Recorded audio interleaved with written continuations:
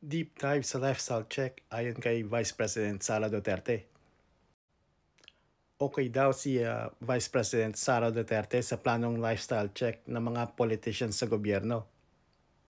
Sa isang interview kay Vice President Sara Duterte habang siya ay bumibisita sa kanyang ama na si former President Rodrigo Duterte, ay sinang-ayunan niya ang planong pagsasagawa ng lifestyle check sa lahat ng opisyal ng pamahalaan.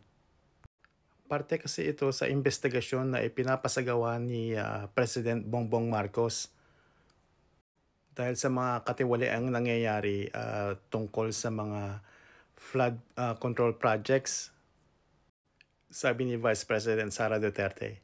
At hindi lang yung elected public officials pati yung mga appointed public officials at hindi lang yung on the surface na sasabihin natin kung ano yung nasa SALN nila. Dapat deep dive.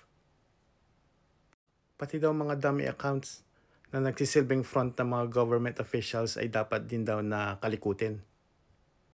Kasalukuyan naman ngayong nasa The Hague, Netherlands ang mga magkakapatid Duterte, si Vice President Sara Duterte, Representative Paulo Pulong Duterte, Acting Davao City Mayor Sebastian Baste Duterte, at si Veronica Kitty Duterte.